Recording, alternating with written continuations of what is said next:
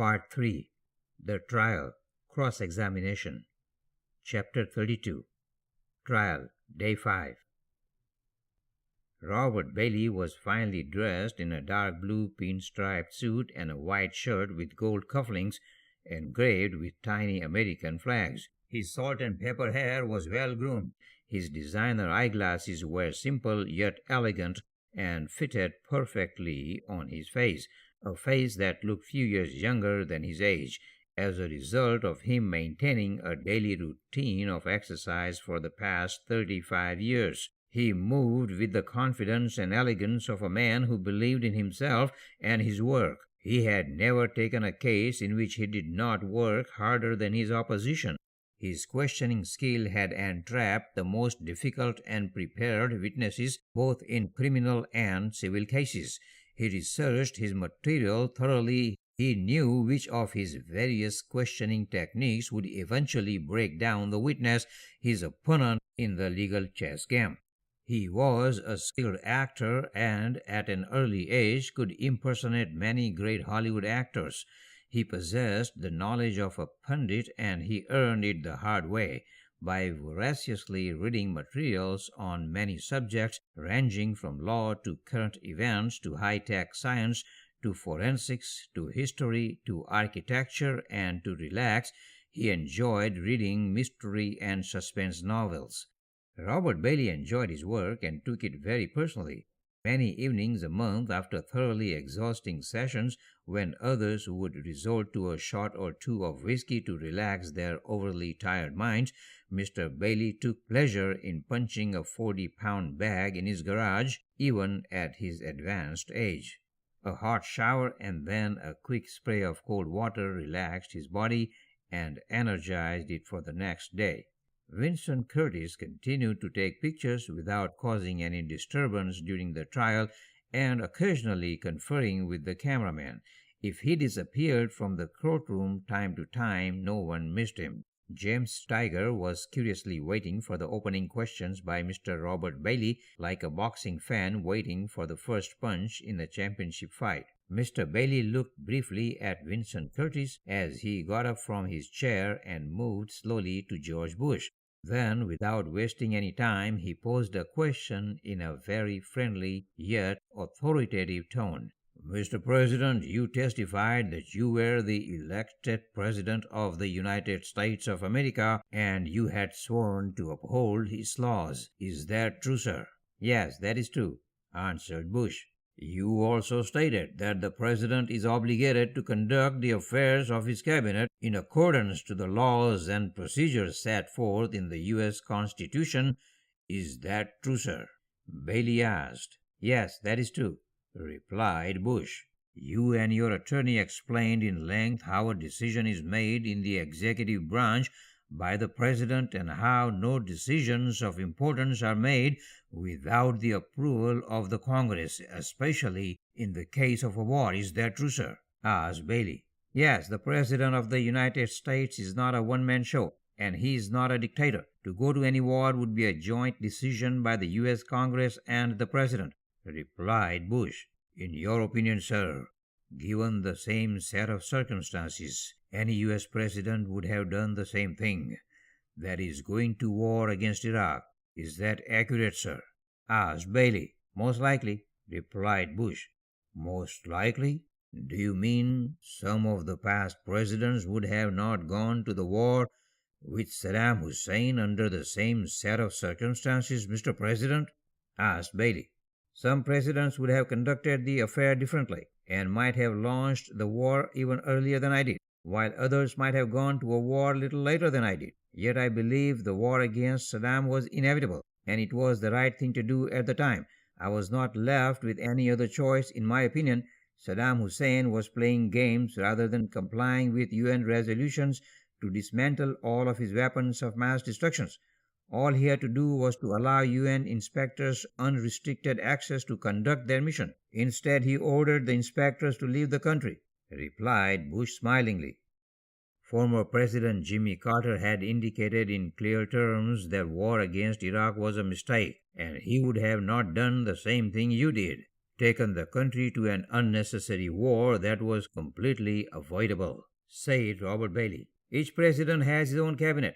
Decisions are arrived by consultation through. Bailey cut off Bush. Yes, we have heard extensive detail of how the decision-making process is conducted by the office of the President of the United States. You made your decision based on the directives and advice you got from your cabinet. Mr. Carter or other presidents would have arrived at a final decision based on the advice of their advisors, so it is possible they could have come to a different decision from yours, asked Bailey. Yes, they could have, under normal circumstances, but none of them faced the challenge of September 11 as I did, said Bush. Are you saying that all past U.S. presidents would have done the same thing as you did when you took the country to war against Iraq, even though some of those past presidents have argued against your decision? Asked Bailey. They were not involved in the daily flow of information and briefs that I was getting. I was more up to date and therefore in a better position to make an informed decision, replied Bush. Would you concur that your decision was based on the quality of advice and information you received from the people you were surrounded by in your cabinet, sir? Asked Bailey. Yes, the president has to rely on the expertise of his advisors and the information he receives from the heads of various departments and his cabinet, replied Bush. Would you agree one expert may vary in his or her opinion from another? Asked Bailey. Yes, that would be true, replied Bush. The judges were paying close attention to the line of cross-examination taken by Robert Bailey. Jack and Ashok were glued to his questioning style and content. His voice was so imposing yet comforting to the witness, not hostile but hypnotic, so that it invited the witness to respond quickly and truthfully. His questions came in a rapid succession, reducing the opportunity to delay answers. Does Congress select your cabinet, or do you decide who will be the Secretary of Defense, Secretary of State, National Security Advisor, and so on? Asked Bailey. I would choose my cabinet and then Congress would need to approve them, replied Bush. But you do the choosing, and unless your choice is clearly not qualified, Congress will most likely approve your choice. Will that be true, sir? Asked Bailey. Yes, that is true. You have to have trusted people around you. Otherwise, you run a risk of having a non-cohesive, non-functional cabinet. The president must be able to comfortably work with trusted officers who not only possess great expectation, but who have a great working relationship with others in the government, replied Bush. That is true. You have to have your own trusted people, and some of those in your office were people who had worked with you before and were close to you when you were the governor of Texas. Wouldn't that be true, sir? Reiterated Bailey. Yes, my team of highly qualified, experienced experts would be working in conjunction with my policies that I had laid out during my campaign, replied Bush. In order to learn how the decision was made to go to war, it would be important for the American people to know who these people were who made up your cabinet, and how they together arrived at the decision to go to war against Iraq. Wouldn't that be true, sir? Asked Bailey. Look, if you are trying to suggest there were people with a hidden agenda running the U.S. government, that is not true. The decision evolved over a long period of time through the evaluation of direct and indirect evidence surrounding the terrorist acts that had so recently shattered the world, replied Bush. And that began on September 11, 2001. Is that true, sir? Asked Bailey. Yes, replied Bush. Let us look closely at your cabinet and the other key people who were connected to, who could have facilitated the war against Iraq along with your own inner desire to remove Saddam Hussein, stated Bailey. Are you asking me a question or stating your opinion, Mr. Bailey? I had no inner desire to remove Saddam Hussein when I became the president, said Bush. Thomas Anderson rose from his chair and screamed, Objection, Your Honor. Mr. Bailey cannot be allowed such conjecturing about the president. I request the court restrain Mr. Bailey's questioning to the point and purpose of the trial and ask him not to present hypothetical questioning and arguments. Objection sustained, Mr. Bailey. You are ordered not to conduct hypothetical questioning unless you have stated objective, for a specific point in determining the course of questioning," declared Brando Garzon. "We are going to prove that the cabinet of President Bush had a preconceived agenda which had nothing to do with terrorism. In order to accomplish that, we must be allowed to question the claim by the President that his decision to go to war was a last resort to protect the American people from further terrorist attacks and to liberate the people of Iraq," reiterated Bailey. "Go ahead, Mr. Bailey, and continue your questioning, but you can only engage in debate if Mr. Bush initiates that debate on any topic. Is that clear, Mr. Bailey?" the judge asked. Jack Flint appearing heavier, wearing his disguise, and he was seated next to Vincent Curtis, the photographer. Jack mumbled something in the ear of the photographer. Ashok, as Sajit Singh, the bailiff, stood to the left of the judges and slowly nodded at the president, assuring him that he would be there for him. The screen placed against the back wall displayed quotes from Jimmy Carter, Kofi Annan, and Winston Churchill. Quotation by Jimmy Carter: "The United States was the first nation founded on the bedrock principle of justice and equality for all before the law. It is wrong for us to insist that this principle cannot be applied to all inhabitants of this earth. Just as our forebears did, we should build institutions that will serve as a haven for all against the arbitrary exercise of power." Quotation from Kofi Annan: "In the prospect of international criminal court lies the promise of universal justice. That is the simple and soaring hope of this vision. We are close to its realization. We will do our part to see it through till the end. We ask you to do yours in our struggle to ensure that no ruler, no state, no junta, and no army anywhere can abuse human rights with impunity. Only then will the innocents of distant wars and conflicts know that they too have rights, and those who violate those rights will be punished." Quotation by Winston Churchill: "The action of the United States will be dictated not by the methodical calculation of profit and loss, but by moral sentiment." Robert Bailey moved a little away from Bush's chair, looked at the screen, and then continued his questioning. "After you were elected president, you set about filling your cabinet positions. Your vice president-elect Dick Cheney was heading the transition team for the selection of your cabinet secretaries. Did Dick Cheney suggest Donald Rumsfeld for the position of Secretary of Defense?" asked Bailey. "Yes. Don Rumsfeld had been the Secretary of Defense during the Ford presidency from 1975 to 1977, had been a Navy pilot in the 1950s, was a congressman for 16 years, and he had also been the White House Chief of Staff. I had a lunch meeting with him before I decided on him. During the meeting, he turned out to be full of excitement and vision. He seemed to know everything." Said Bush: "Did your former Secretary of Defense indicate to you that he would like to transform the military by making it more mobile, swift, high-tech, and lethal?" asked Bailey. "That is what I was looking for from my Secretary of Defense. He knew how to do what he wanted done, and he could get it done. His vision coincided with mine," said Bush.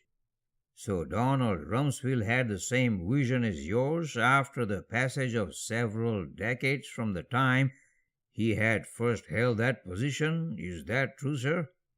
asked Bailey. "Yes, precisely. He shared my vision. That was quite startling, I thought. I liked his energy and dedication. I liked people who worked hard, and Don was known for his hard work and dedication," answered Bush. "Are you a hard-working man also, Mr. Bush?" the counsel asked abruptly. "I was a very hard-working president, if that's what you mean. That is why I admired that quality in Don," replied Bush with his patented laugh. "When the president goes to his desk each morning, what is the single most important task he has to do?" asked Bailey. Bush smiled again, as he didn't quite understand what Bailey was getting at. It was a simple question, and that required a simple and truthful answer, or he could be caught lying.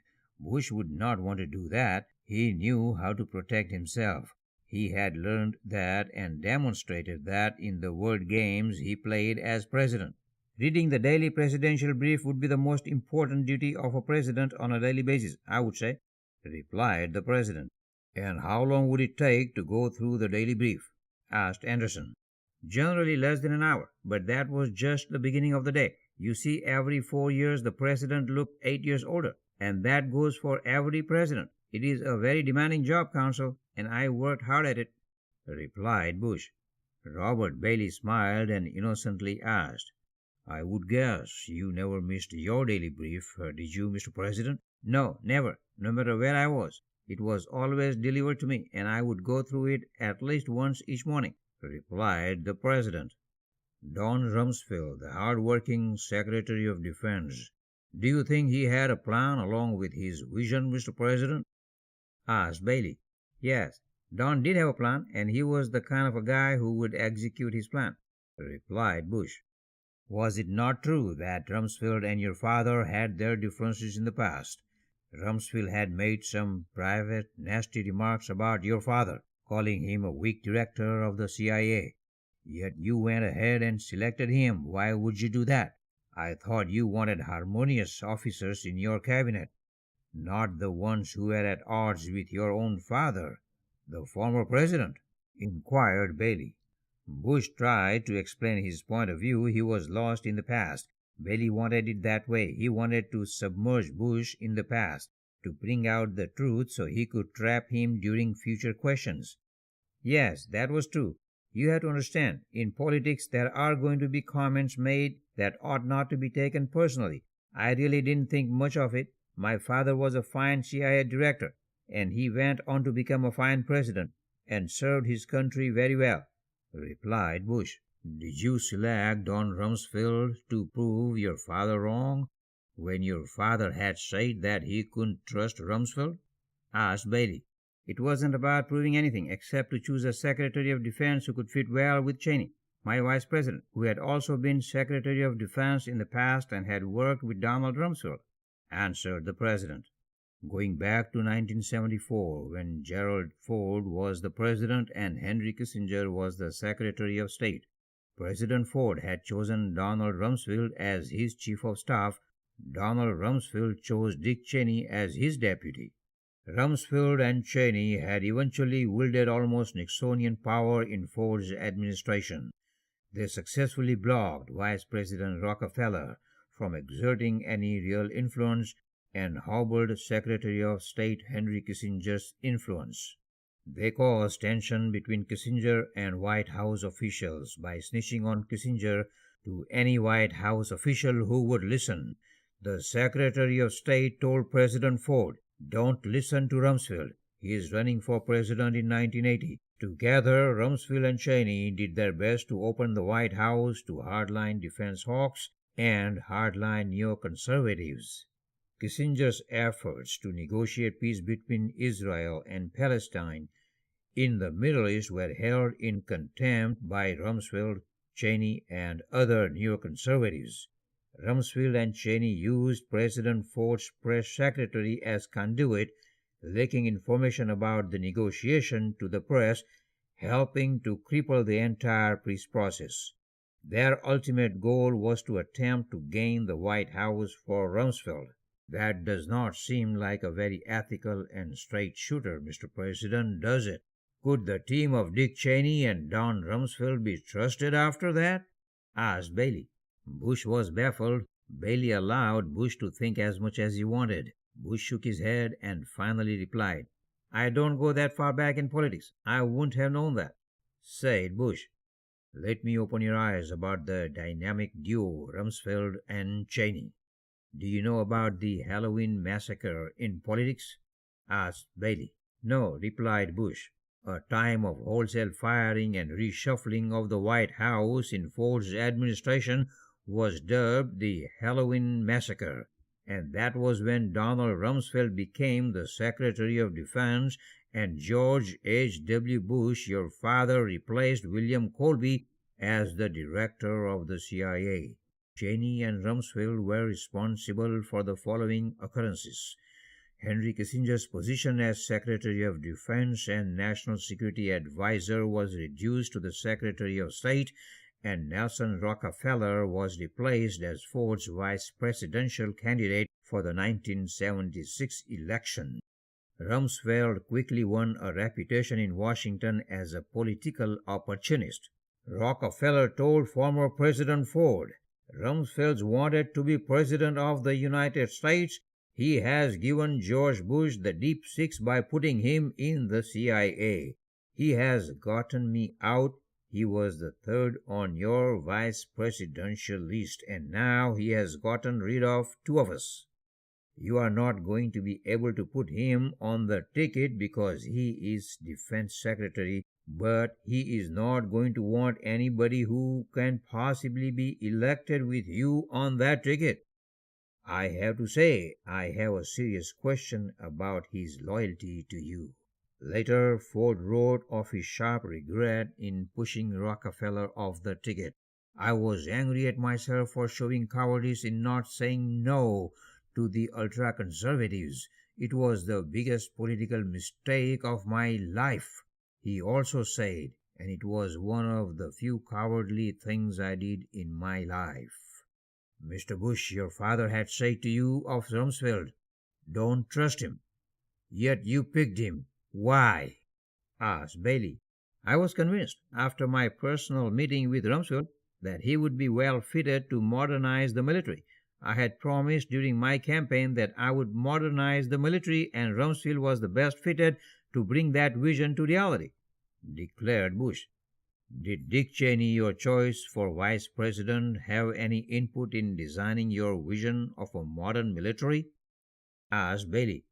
"Maybe. I don't remember whether that was before I came up with that vision or after," Bush replied truthfully, as he was still thinking of Rumsfeld and Cheney fragmenting Ford's administration. "Was Dick Cheney present during that personal meeting you had with Rumsfeld before you decided to go with him?" asked Bailey. "Yes, Dick was with us during that lunch meeting, and I was convinced that Rumsfeld had the right vision of modernizing the military," said Bush.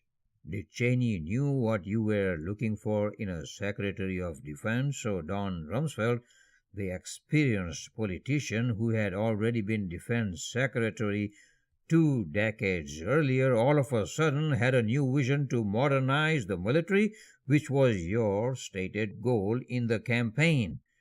Is it not possible, then, that Cheney and Rumsfeld worked out the plan to match your vision that would help fulfill your campaign promise to modernize the military, even though you were advised by experts in the military that it might take 25 years to effectively modernize the military, not a single term in office, Mr. President?"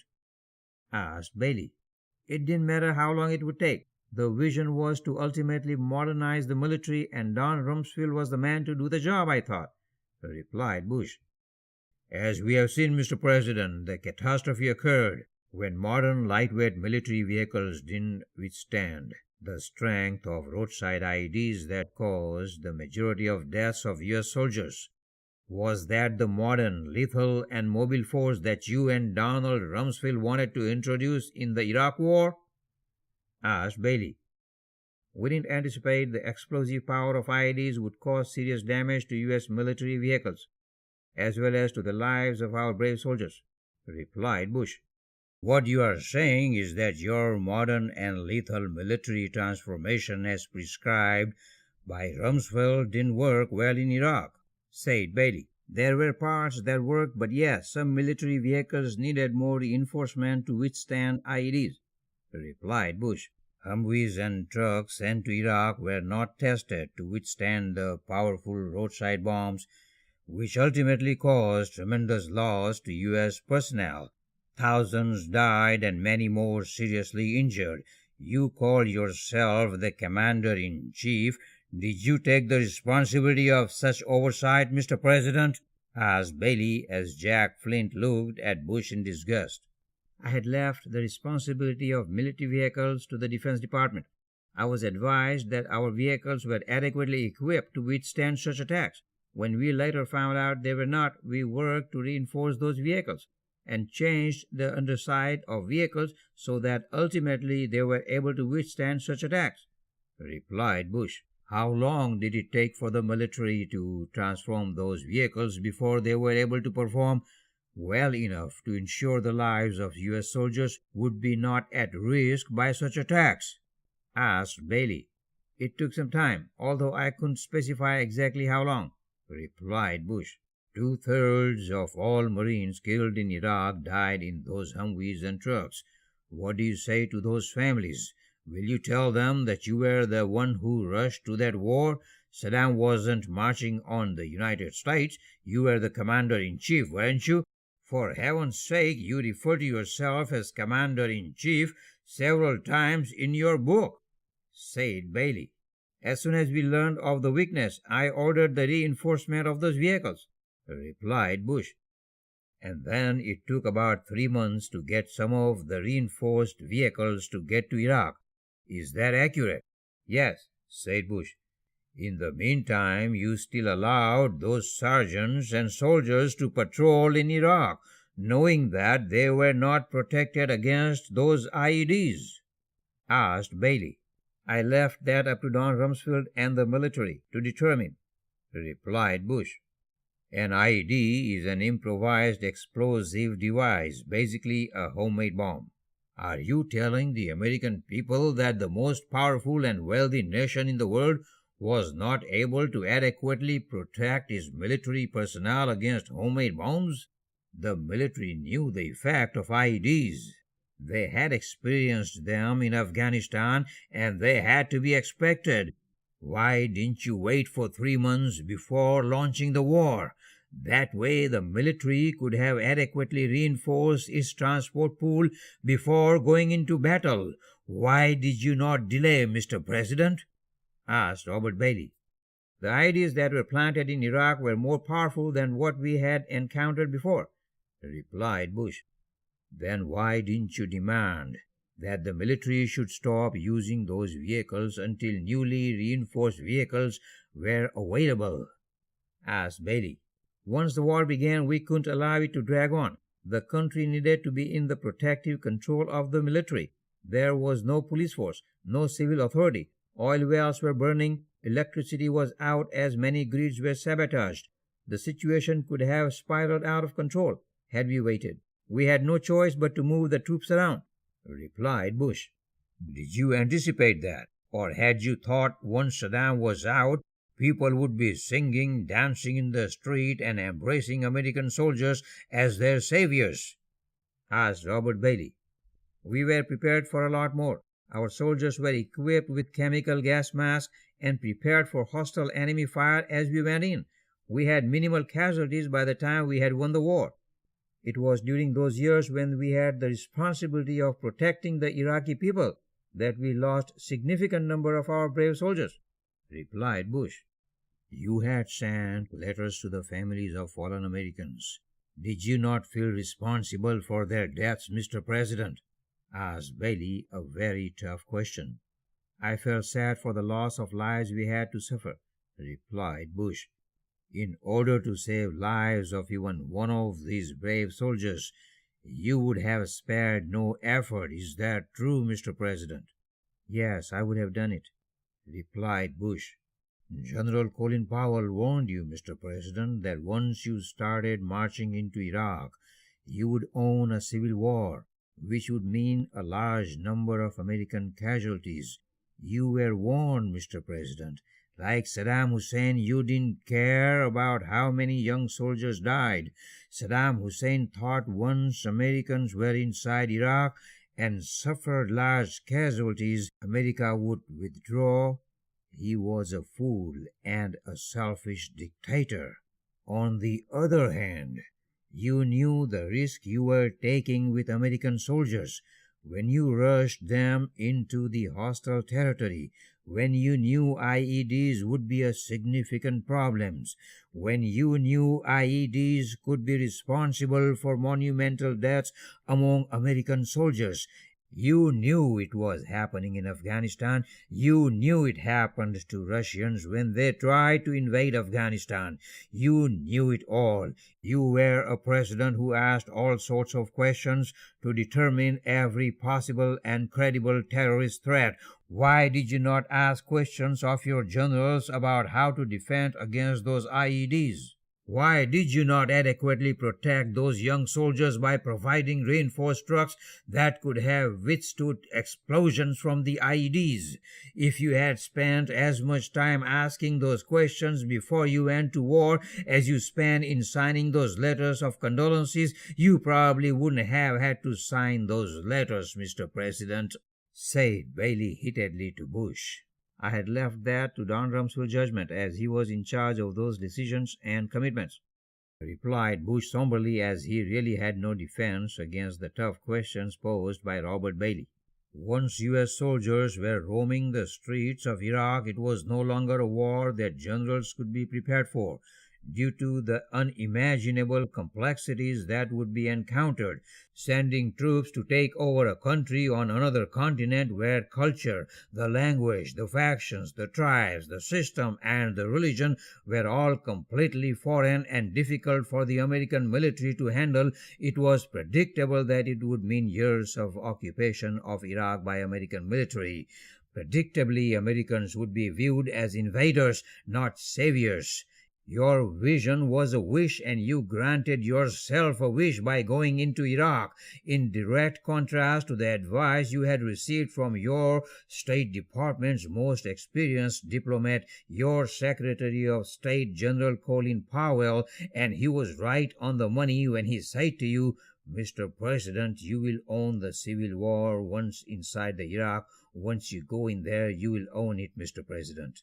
You went into Iraq looking for weapons of mass destruction, the stated reason for your war against Iraq. Of almost 1,000 suspected sites you told your country Iraq contained, how many sites actually contained such weapons, Mr. Bush? Asked Bailey. None, replied George W. Bush truthfully. The judge ordered the end of the session.